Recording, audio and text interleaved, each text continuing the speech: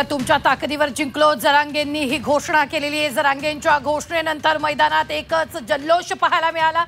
रात्री 9 वाजेपर्यंत मुंबई रिकामी होणार असल्याचं जरांगेंनी म्हटलंय। जरांगेंच्या घोषणेनंतर मैदानात एकच जल्लोष पाहायला मिळालेला आहे। सरकारकडून जरांगे पाटलांच्या 8 पैकी 6 मागण्या मान्य करण्यात आलेल्या आहेत। जरांगेंच्या मागण्यांचा सरकार आता जीआर काढणार आहे। थोड्याच वेळामध्ये जीआर हा जरांगे पाटील यांच्यापर्यंत पोहोचेल आणि जरांगे पाटील यांनी हा जीआर मान्य केल्यानंतर एकच जल्लोष आझाद मैदान, सीएसएमटी परिसर, बीएमसी परिसरामध्ये एकच जल्लोष पाहायला मिळतोय।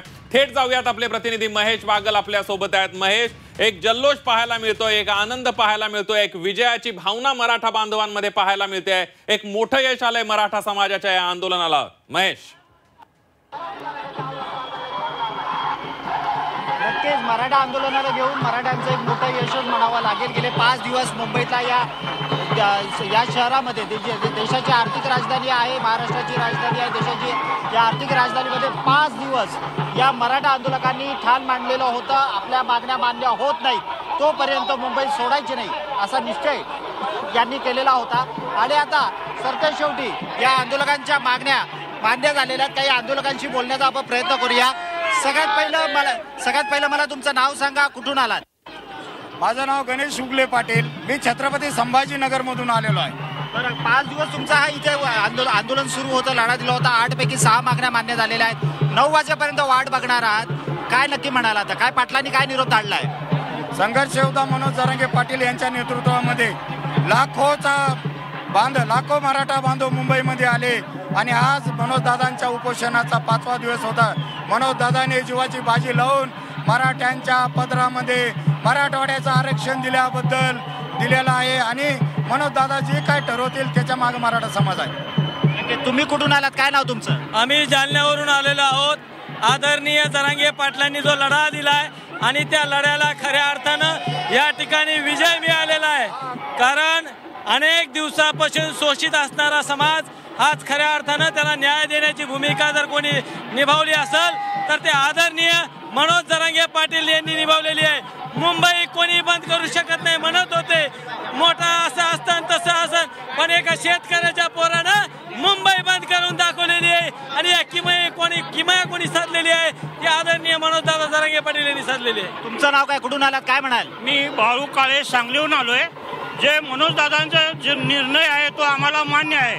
जो पत्र हातात जीआर मिळत नाही तो पत्र आम्ही इथून हलणार नाही। सरकारने बहुतेक सगळ्याच मागण्या केलेल्या आहेत। 8 होत्या, 6 मान्य केल्या, 2 वर चर्चा करू असं म्हणते सरकार। अजून मनोज पाटलांचा आम्हाला निर्णय आलेला नाही, काय आहे ते आल्यावर आम्ही सांगू। तुमचं नाव काय, कुठून आलात? माझं नाव सतीश पाटील देवखळे, मी छत्रपती संभाजीनगरवरून आलेलो आहे। आमच्या आणि मनोजदादा जरांगे पाटील यांची मागणी एकच होती की आम्हाला ओबीसी मधून हक्काचं आमचं आरक्षण मिळावं। आमची मागणी होती हैदराबाद गॅजेट, सातारा गॅजेट आणि मुंबई गॅजेट याचा अभ्यास करून त्याची गॅजेटियरची लवकरात लवकर महाराष्ट्रामध्ये अंमलबजावणी करण्यात यावी। त्या संदर्भात आजचा 5वा दिवस होता उपोषणाचा मनोजदादा जरांगे पाटलाचा। तर आमच्या मागण्या जवळपास मान्य झालेल्या आहेत। शासनाने सांगितले की तत्काळ अंमलबजावणी हैदराबाद गॅजेटियरची होणार। सातारा गॅजेटियरसाठी 1 महिन्याचा वेळ शिवेंद्रराजे भोसले यांनी स्वतः शब्द दिलाय की मी तो पूर्ण करणार।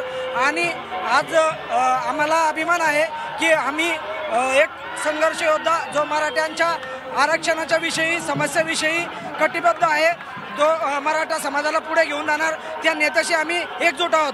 मनोज दादा तुम आगे बढ़ो, हम तुम्हारे साथ हैं, एक मराठा, छत्रपती शिवाजी महाराज की जय जिजाऊ। पाहिलं आपण की कशा प्रकारे मराठ्यांचा उत्साह या ठिकाणी आपल्याला पाहायला मिळतोय। माझ्या उजव्या बाजूला हलगीच्या नादावर डान्स सुरू झालेला आहे। अगदी महेश जरांगे यांच्याकडून सांगण्यात आलेलं आहे की सरकार दरबारी धन्यवाद ताजे अपडेट देण्यासाठी। आम्ही वेळोवेळी तुमच्याकडून या संदर्भातले ताजे अपडेट घेत राहणार।